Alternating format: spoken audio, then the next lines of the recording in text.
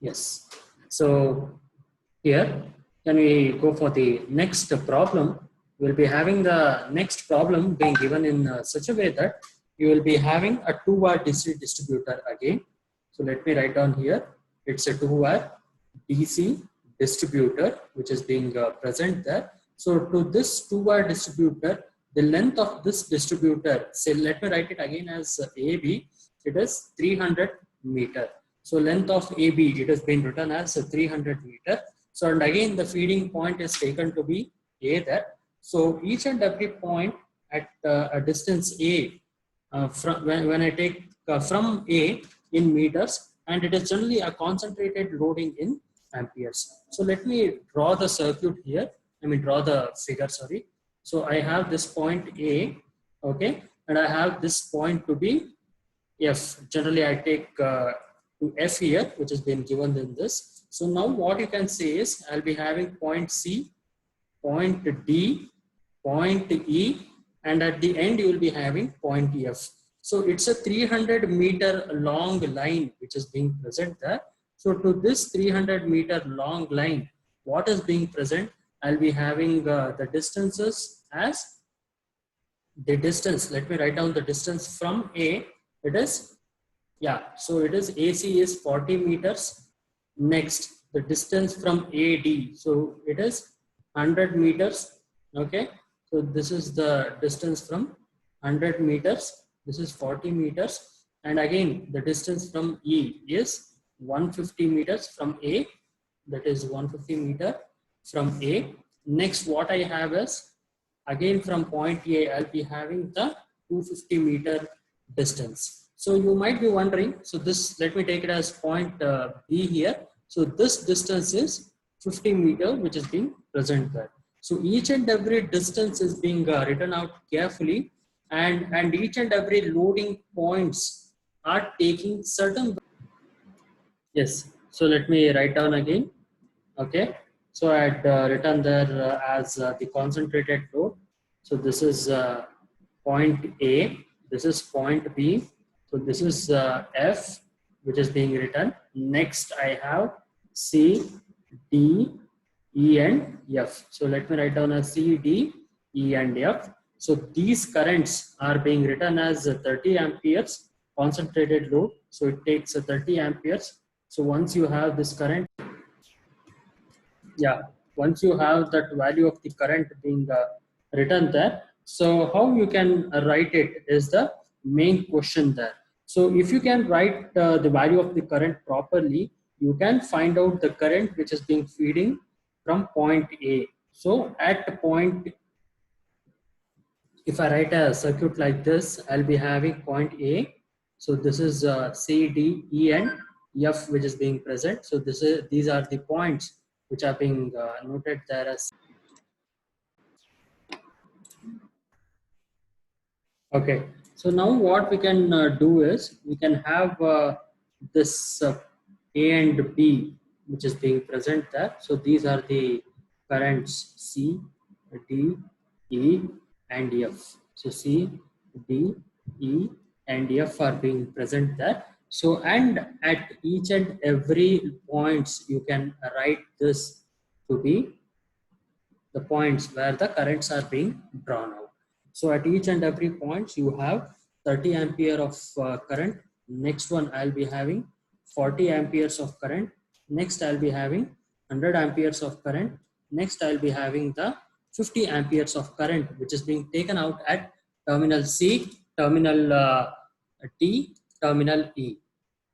Okay, so and at each and every point you will be having these current values which are being listed out. So all these current values are being taken at C, D, E, and F respectively, and the distances were already marked from point A. So what is being asked in this problem is the maximum permissible drop. The maximum permissible drop in the distributor should not exceed 10 volt. Okay, should not exceed 10 volt. So this is the maximum voltage drop which is being present there. And after finding out this value, you need to find out the cross-sectional area of the distributor. So cross-sectional area of the distributor which is being present there. So cross-sectional area of the distributor is being present here. So keeping these things in mind, I'll be highlighting how to find out the value of the resistance of this distributor network overall, and how to find out the cross-sectional area. So you know that resistance given rho L by A. So you can find out that this value, area of cross-section, is being given as rho L by capital R.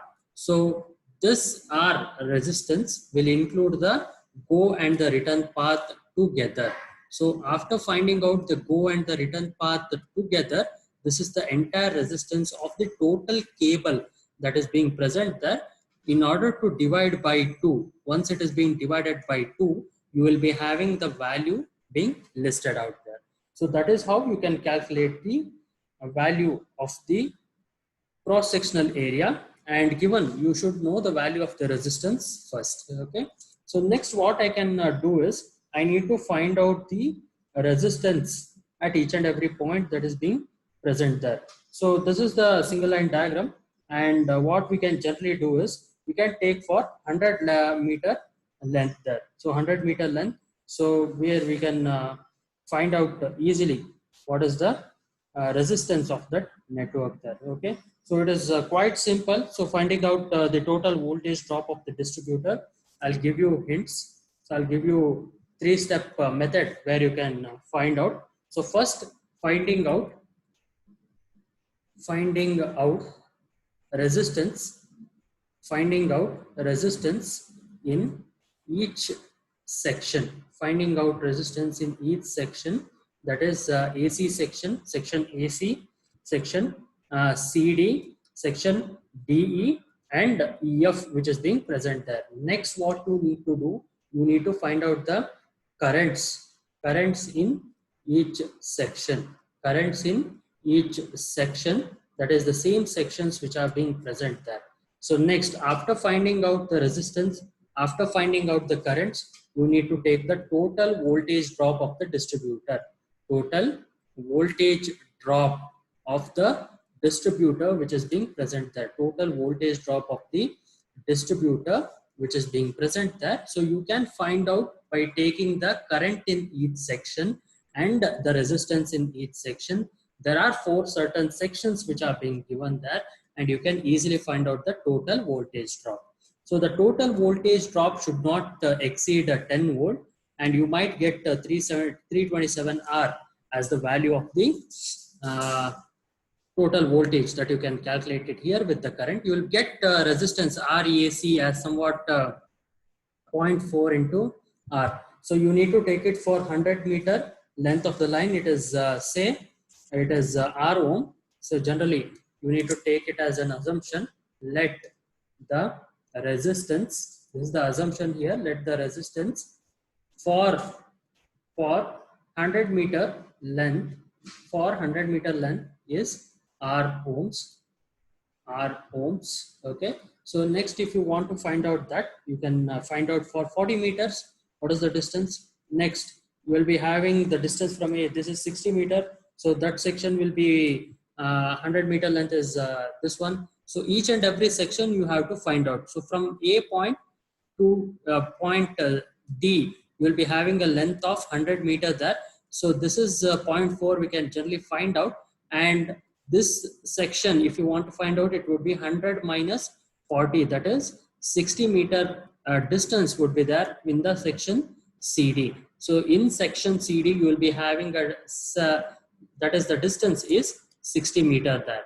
So keeping these distances in mind, so you will be getting the values of the resistances associated with that value of the distance there. So what you are going to do now is you are going to find out the resistance value as 10 divided by 327. You will be finding out as 0.03058 ohm that is being present there. Okay. So in order to find out the area of cross section, you will be having it written as rho L by R by 2. Rho L by R by 2. So rho is generally given in the problem as 1.78 into 10 power minus 8 ohm meter.